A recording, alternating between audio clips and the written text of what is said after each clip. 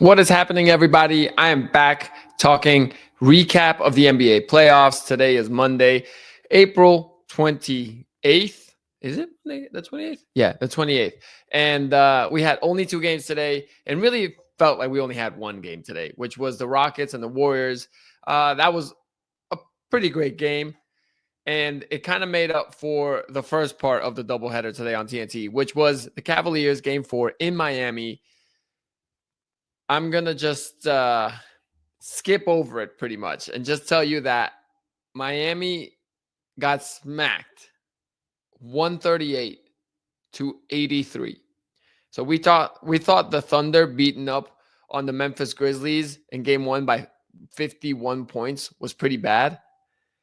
This was a 55-point blowout, and it felt worse, honestly. It felt like I was watching a varsity team take on a middle school team. I don't understand how two professional basketball teams can be so far off each other, let alone playoff teams, because Miami is in the playoffs. We got to give them their respect. They were the 10th seed, but they won the play-in games and ended up being the 8th seed. But my God, this one was terrible. They were down. Miami was down like 40 in the second quarter already. They were getting doubled up. It was ridiculous. It was pretty embarrassing. And I don't even know where you go from here if you're Miami. I mean, congrats, you made the playoffs, but for what? That was horrible.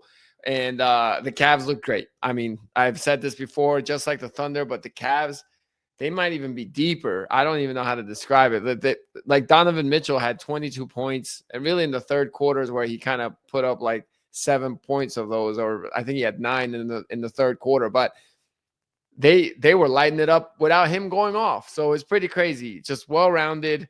Ty Jerome, again, was just phenomenal. Evan Mobley was great. Jared Allen started the game off hot. So anyway, I said I wasn't really going to talk about it, and I'm talking about it, but that's enough. We don't need to talk more about it. The Cavs look amazing.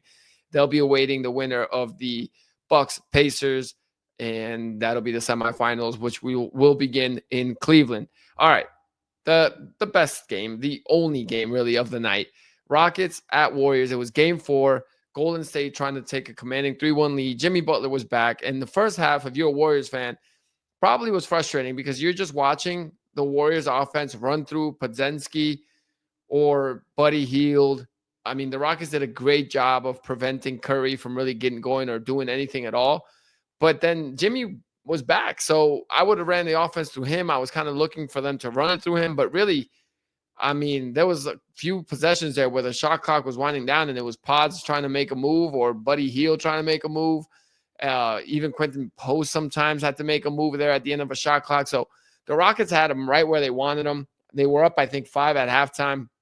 But ultimately, it's not like Steph woke up. He made a couple buckets in the second half, but the Rockets' game plan was clearly take Steph completely out of it, let those other guys beat you, and those other guys did beat you. Podziemski ended up, I mean, he played phenomenal. He ended up with 26 points, 6 for 11 from 3. Jimmy woke up in the second half. I think he only had 4 at halftime, but he came through in the second half scoring more than 20 points. He finished with 27. And the other guys really, really showed up for the Warriors when they were pretty much daring them to. Even Quentin Post had 13 points, and he played well. So ultimately, it does feel like the Warriors have a hold of this. I think the Rockets are going to win game 5. They had this game in a good place. Steven Adams was phenomenal for them. Let's see what he was plus 16. I didn't even realize that watching the game. So his plus minus, he was plus 16, which, I mean, you could feel that watching it. He was, just, you got to give him credit. He was blocking shots, getting rebounds, but ultimately Steve Kerr, with a great coaching move, started Steven Adams, started fouling him, getting him to try to get him to the free throw line, which meant the Rockets had to kind of sit him and get him out of the game. So that was a great strategy there with Steve Kerr towards the end. But I think at this point, I'm starting Steven Adams and I'm going big, and I might have to bench Jalen Green for game 5 because Jalen Green has been not great. 8 points today, 1 for 5 shooting from 3, 3 for 8 total. And the 3 for 8, I mean, it's not even the percentage. It's that he only is taking 8 shots. So he's not even being aggressive. He only played 24 minutes. So I think that's going down. They got a great game from Fred VanVleet, who had 25 and kind of a decent look there at the end that could have tied it. But I mean, it was a difficult shot, but for him, at least in desperation mode like that, it's about as good of a look as you're going to get. But it was just short. And yeah, ultimately the Rockets got their backs against the wall. Like I said, I think they'll make some adjustments. I think they'll probably start big and go big with Steven Adams and Şengün. And I mean, yeah, you might have Jalen Green be the sixth man and have him come off the bench, because right now he ain't getting it done.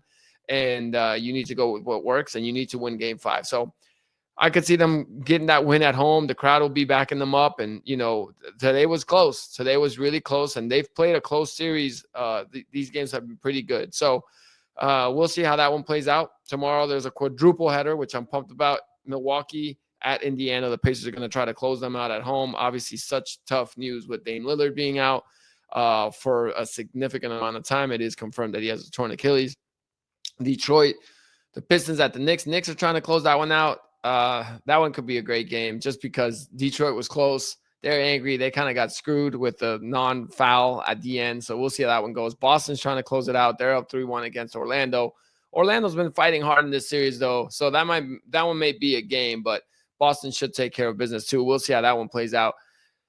And everything leads up to the last game of the night, which is Clippers, Nuggets, Kawhi, Jokic. Denver wins that crazy game on the Aaron Gordon put back, or pretty much alley-oop dunk. So I'm so excited for this.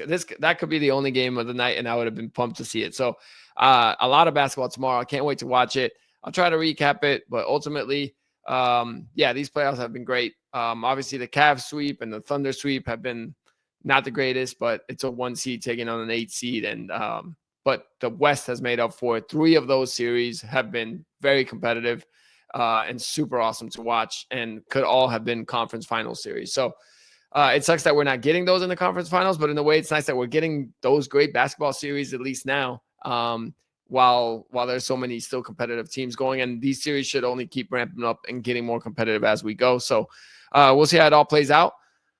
But yeah, NBA playoffs are rolling.